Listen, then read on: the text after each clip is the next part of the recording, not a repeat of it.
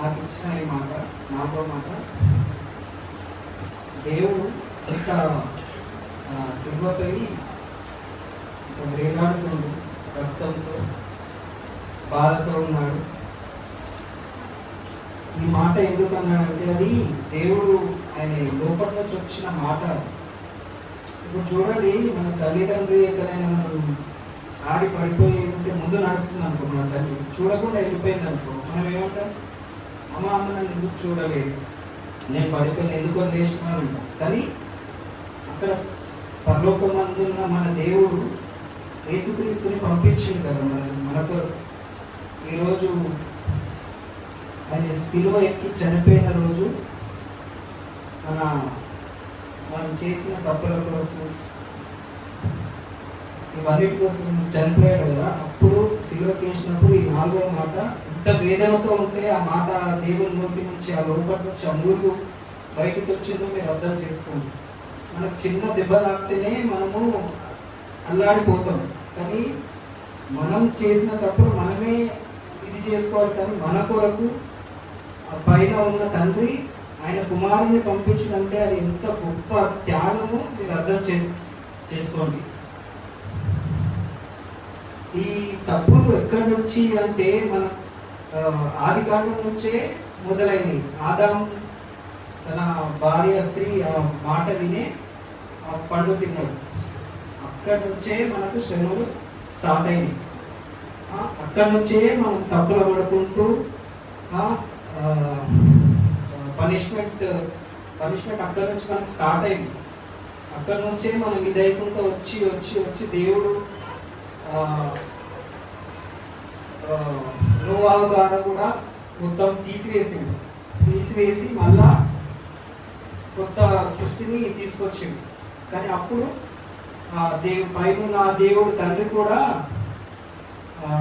ఇంకా మిమ్మల్ని బాధ పెట్టాలని అన్నాడు. అప్పుడు ఇంకా నేను చేసిన కుమారుడు కదా, మీరు అభివృద్ధి పొంది మంచిగా బ్రతకండి అని అన్నాడు. కానీ ఆ పాత నిబంధన నుంచి కొత్త నిబంధనకు వచ్చే వరకు మనకు తండ్రిని యేసుక్రీస్తుని పంపించింది. ఇంకా ఇవన్నీ తీసి పాతదంతా తీసేసి దేవుడు మన కొరకు ఈ శ్రమ దినాలలో ఎంతమంది శిల్వపై నా దేవా నీవు నా చేయి ఎలా విడిచేది అని మొరపెట్టుకుంది. కానీ దేవుడు విడిచిపెట్టలేదు. ఒకవేళ దేవుడు తన కుమారుని పంపించి, సరే నేను పంపించిన వాళ్ళ కోసం చనిపోతున్నావు కదా, చనిపో అని ఆయనను వదిలిపెట్టుంటే ఎలా ఉంటుంది? ఆ తండ్రి మనల్ని అలా వదిలిపెట్టుంటే ఎలా ఉంటుంది? ఆ బాధ ఇంత బాధకరం.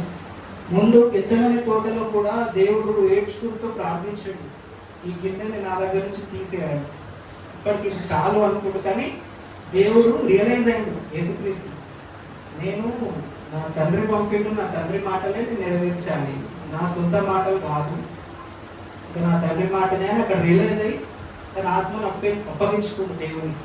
అంటే మనం కూడా మన కొరకు మన క్రీస్తు ఎంత బాధలు పడి ఆ కొరడాలతో కుట్టబడి ఉన్నప్పుడు ఇలా చిన్న దెబ్బ తాకితేనే ముళ్ళు గుచ్చుకుంటేనే అమ్మ అనేసి 3-4 రోజులు బెడ్ పైన రెస్ట్ తీసుకుంటాము.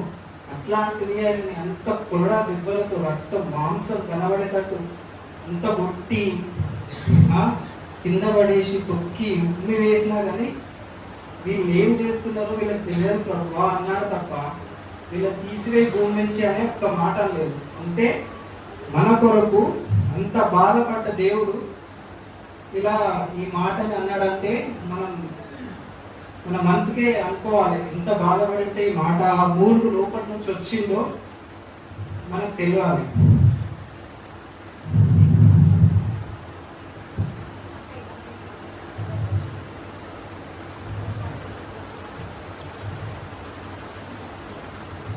అంటే ఇది దేవుని పాత నిబంధనలే ఈ ప్రణాళిక నెరవేరినట్టు మనకి ఇక్కడ చూపెడుతుంది.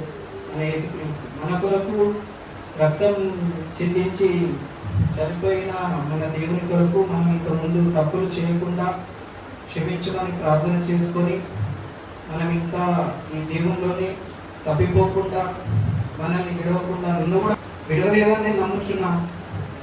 అలాగే మీరు కూడా నమ్మి దేవుల్లో ఇంకా ఎదగాలని కోరుకుంటూ ఈ చిన్న 4వ మాటను దేవుడు దీవించి ముందుకు నన్ను నడపాలని కోరుకుంటూ యేసయ్య నామములో అడుగుచున్నాను. ఆమేన్.